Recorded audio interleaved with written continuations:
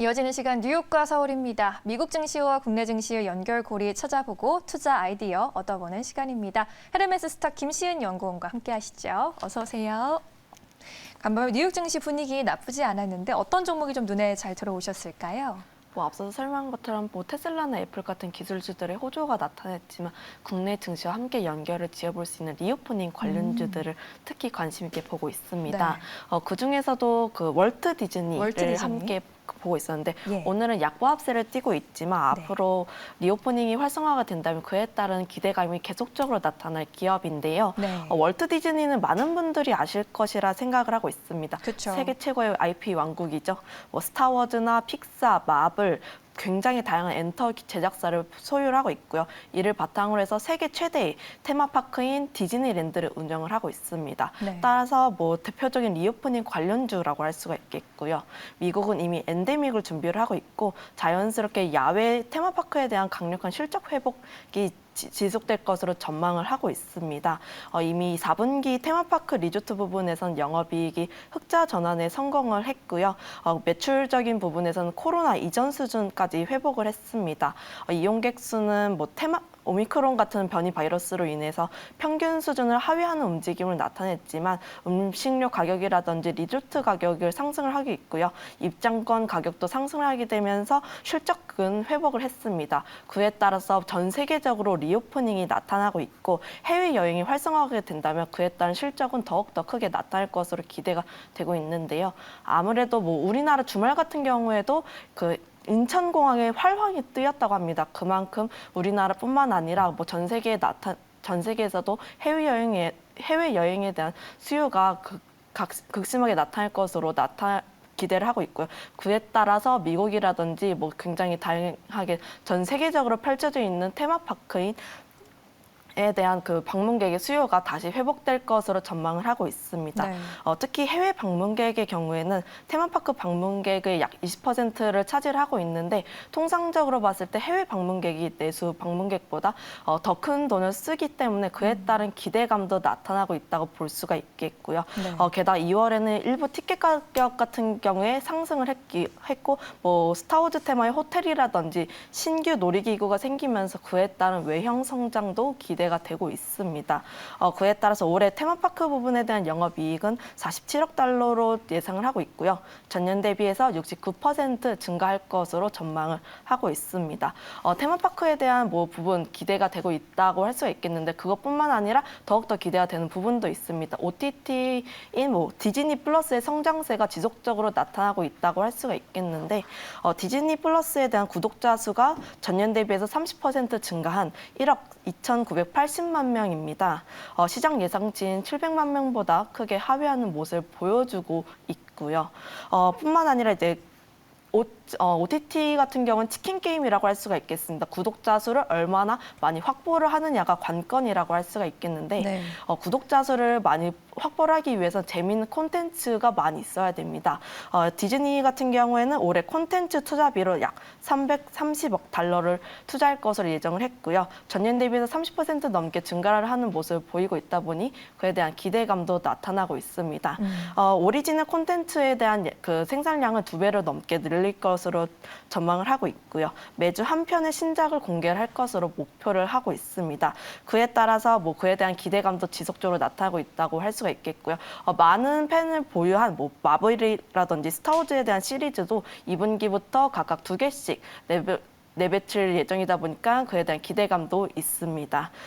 우리나라는 작년에 런칭을 했지만 올해는 동유럽이나 중동 그리고 남아공에 대한 신규 국가에 대해서 론칭할 것으로 계획을 하고 있다 보니까 그에 따른 외형 성장도 기대가 되고 있고 해외에 대한 투자라든지 콘텐츠에 대한 지속적인 투자라든지 관련해가지고 3분기부터 급격하게 성장세가 나타날 것으로 전망을 하고 있습니다.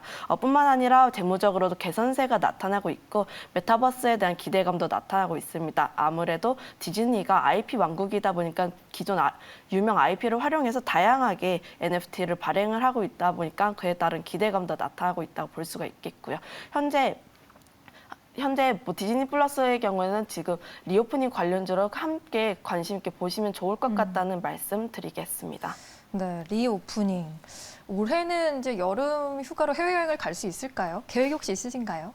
저도 해외여행을 가고 싶습니다. 그쵸. 네, 당장 저도 여행을 가고 싶어서 네. 뭐 인터넷 사이트에서 검색을 한번 해봤는데 괌 여행만 90만 원이더라고요. 네.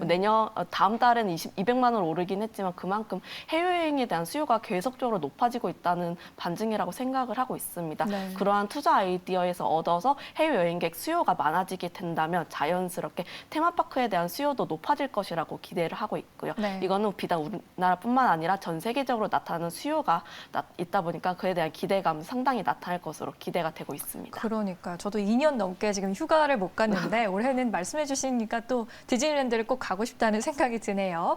이렇게 디즈니랜드를 포함 리오프닝 기대감 그리고 콘텐츠야 뭐 워낙 디즈니는 팬덤이 두텁기 때문에 이와 관련한 모멘텀도 굉장히 강할 것으로 예상이 되고 있습니다. 월트 디즈니 함께 살펴봤고요. 그럼 이제 국내 증시에서 연결될 수 있는 종목은 엔터주로 보면 될까요? 어떤 종목 꼽아오셨을까요? 네.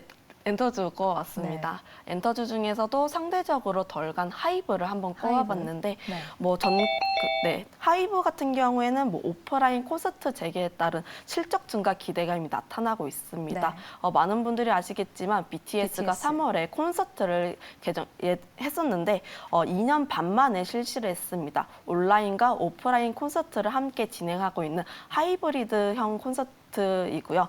그에 따라서 오프라인 콘서트로만 4만 5천 명이 관람을 했다면 극장이나 온라인 스트리밍을 통해서 약 245만 명이 관람을 했습니다. 그에 따라서 온오프라인 티켓 매출에 대한 기대감이 나타나고 있다고 할 수가 있겠고요. 오프라인 콘서트가 재개가 되면서 MD나 굿즈 같은 부가적인 수익도 기대가 되고 있습니다. 아무래도 콘서트를 진행을 하게 된다면 필수적인 응원봉이 필수로 나타나게 있는데 네. 응원봉을 여기서는 아미봉이라고 합니다. 단가만 39,000원인데 4만 5천 명이 구매를 했다고 치면 약 18억 원이 실적이 나타날 것으로 기대가 되고 있고요. 그 외로도 뭐 굿즈나 MD 같은 상품군으로만 약 200억 원을 낼 것으로 기대가 되고 있습니다. 뿐만 아니라 티켓 구매를 위해서 유료 팬클럽 가입자 수도 증가하게 되면서 실적 기대감도 나오고 있고요.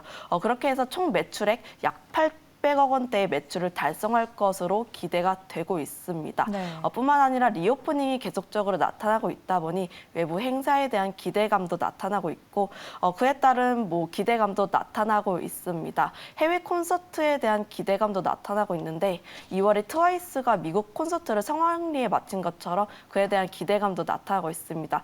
이미 BTS나 뭐 세븐틴의 경우에는 미국과 일본 콘서트를 예정을 하고 있고요. 뿐만 아니라 뭐 저스틴 비버나 아리아나 그란데가 소속되어 있는 이타카 홀딩스에 대한 지분을 보유하고 있기 때문에 해외 콘서트 재개에 따른 실적 증가 기대감도 나오고 있는 상황입니다. 네. 엔터사의 수익 구조가 바뀌었다는 점도 주목할 필요가 있겠는데 기존의 주력 매출원의 경우에는 콘서트였습니다. 콘서트에 따라서 실적의 변동성이 굉장히 컸었는데 요즘에는 주요 아티스트들의 앨범 판매량이 100만 장 이상으로 급증하게 되면서 안정적인 실적을 내비쳤습니다. 그에 따라서 하이브의 경우에는 4분기 실적이 분기 최대 실적을 달성을 했고 연매출 1조 원을 달성을 했습니다. 그에 따라서 뭐 아티스트들의 팬덤 확대로 인해서 구조적인 성장세로 나타날 것으로 기대가 되고 있는데 세븐틴이나 뭐 엔하이픈의 팬덤이 증가하게 되면서 BTS의 의존도가 많이 낮아졌습니다. 뭐 앨범 판매량에서 이게 나타나고 있는데 세븐틴의 앨범 판매량은 213만 장 그리고 엔하이픈은 150만 장을 달성하게 되면서 네. BTS에 대한 의존도를 90%대에서 60%대로 낮췄다고 보시면 좋을 것 같고요. 네. 그에 따라서 많은 분들이 우려를 하고 있는 BTS가 군대를 가면 어떡할 것이냐에 대한 그 우려감을 조금 해석시켰다고 볼 수가 있겠습니다. 산하 레이블을 통해서 걸그룹도 5월에 데뷔할 예정이다 보니 신규 모멘텀도 있다고 보시면 좋을 것 같고요. 뿐만 아니라 신사업도 진행을 하고 있는데 기존 아티스트의 IP를 활용해서 다양한 사업을 진출할 것으로 예정을 하고 있습니다. 이미 뭐 웹소설과 웹툰 같은 경우에는 그 사업을 진행을 하고 있고요. 게임은 2분기부터 출시할 것으로 예정을 하고 있습니다. 뿐만 아니라 NFT 사업에도 진출할 것을 예정을 하고 있는데 두나무와 합작법인을 설립을 하게 되면서 아티스트들의 IP를 활용해 NFT의 사업을 추진할 것으로 계획을 하고 있습니다. 뭐 정리해서 말씀드려보자면 기존 앨범 판매량이 호조세를 띄게 되면서 최대 실적을 달성했는데 거기다가 더해서 오프라인 콘서트가 더해지면서 실적은 날개를 필 것으로 기대가 되고 있습니다. 신사업에 대한 부분도 중장기적인 관점으로 봤을 때 크게 기대가 되고 있는 부분이 있고요. 그러나 뭐 하이브의 주가를 보면 고점 대비해서 30% 넘게 빠져 있는 모습을 보여주고 있습니다. 네. 차트를 한번 보시게 된다면 엔터주들의 차트는 지난 하반기 오프라인 콘서트 개최 기대감에서 상승을 했다가 오미크론 등으로 인해서 오프라인 콘서트가 무산되면서 조정을 받았습니다. 그러나 JYP나 SM 같은 경우에는 전고점을 달성을 했었는데 아직까지 하이브의 경우에는 전고점보다 30% 빠져 있는 모습을 보였기 때문에 위치적으로 유리하다는 모습을 보이고 있고요. 네.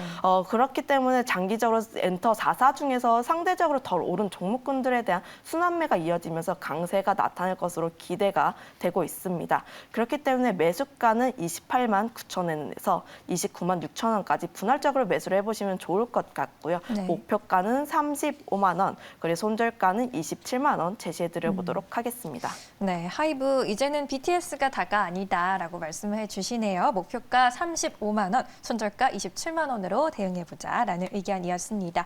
오늘 뉴욕과 서울은 월트 디즈니 그리고 하이브 비교 분석해 보았습니다. 투자에 잘 참고해 보시기 바라겠고요. 지금까지 헤르메스 스타 김시은 연구원과 함께했습니다. 고맙습니다.